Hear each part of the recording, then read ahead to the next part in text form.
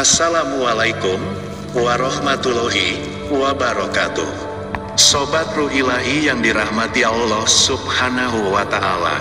Hari ini yang akan saya sajikan untuk sobat semua, yaitu suatu kolaborasi, satu amalan tauhid dengan mengambil sebuah kisah atau cerita dari sahabat saya sendiri. Harapan saya, semoga nantinya kisah cerita ini bisa juga menginspirasi sobat semua. Amin. Jangan lupa subscribe, like, dan bagikan Ruh Ilahi channel. Subscribe.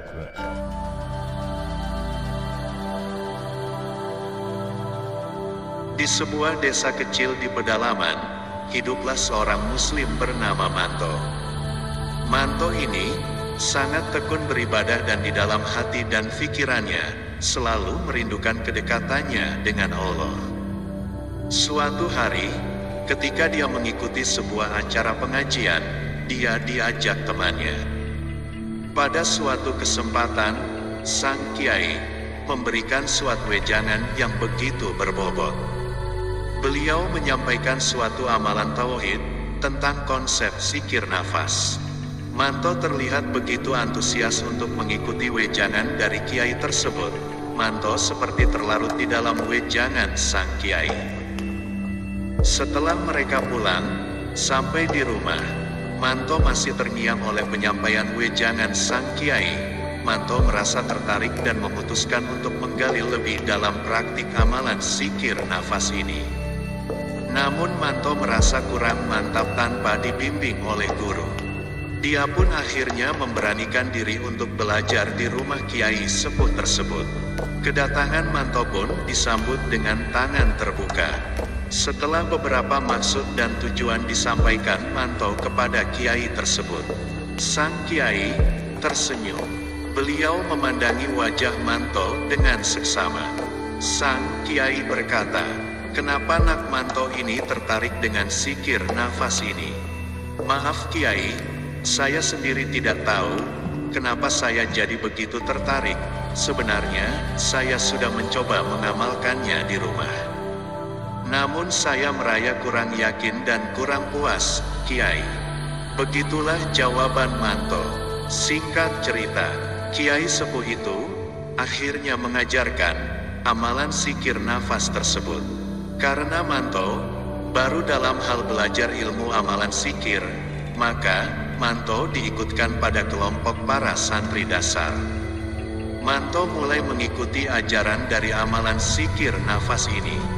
Hal pertama yang dipelajari Manto adalah untuk mengaitkan setiap napasnya dengan zikir, sehingga setiap hembusan napasnya menjadi bentuk pengingat kepada Allah. Dia diajarkan untuk menggunakan lafaz La ilaha illallah pada saat menghirup udara melalui hidung, dan bacaan Muhammadur Rasulullah pada saat menghembuskan napas. Manto menerima ajaran tersebut dengan tulus dan mulai mengamalkannya setiap hari. Pada awalnya, ia merasa kesulitan untuk fokus, tetapi dengan tekun dan sabar, Manto mulai merasakan perubahan dalam dirinya.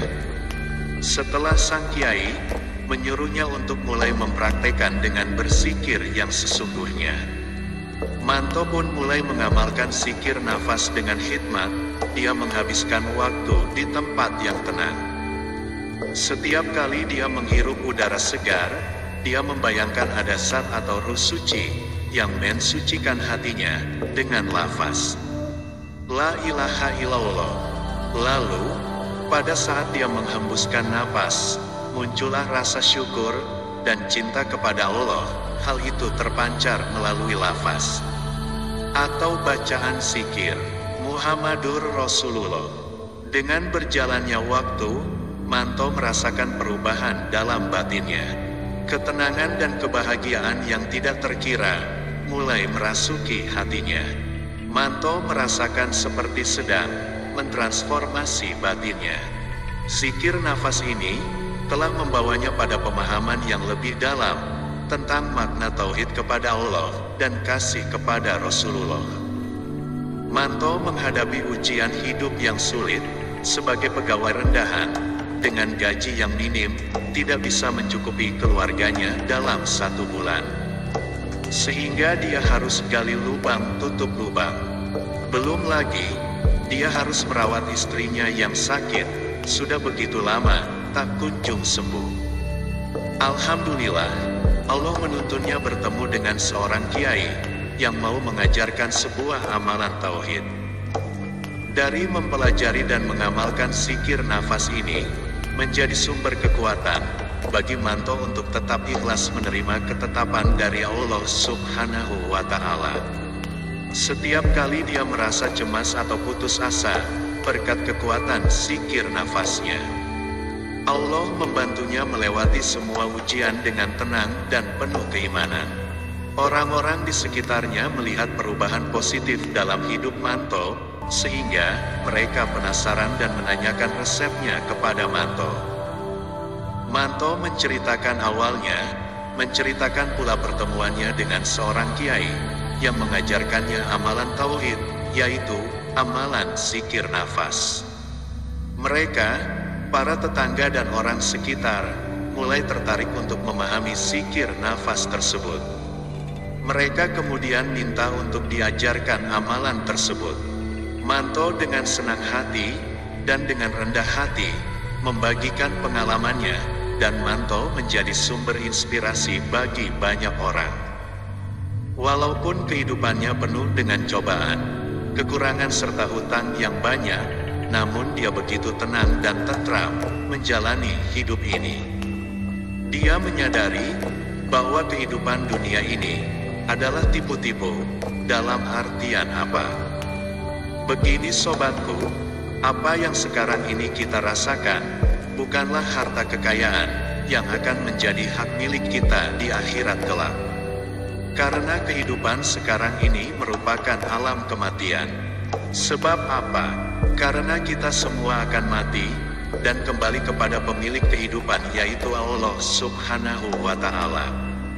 Sedangkan harta yang kita kumpulkan dengan susah payah, bantung tulang, semua itu tidak akan kita bawa.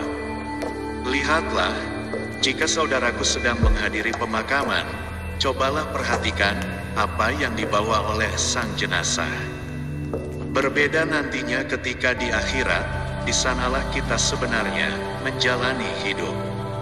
Kita ini sebenarnya bukan asli penduduk bumi, sobatku. Kita ini penduduk surga. Masih ingatkan kisahnya, Adam dan Hawa. Keduanya diciptakan Allah untuk menghuni surga. Yang kita bawa sebagai bekal untuk hidup di akhirat adalah amal kita, perbuatan kita, serta ibadah kita selama di dunia ini.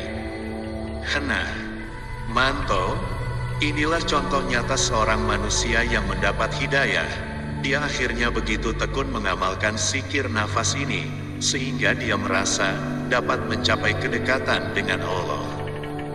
Dia mendapatkan ketenangan batin dan membawa berkah dalam kehidupan sehari-hari.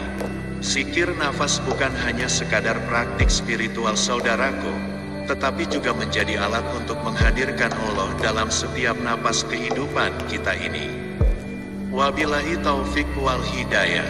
Wassalamualaikum warahmatullahi wabarakatuh. Amin. Alhamdulillah. Amin.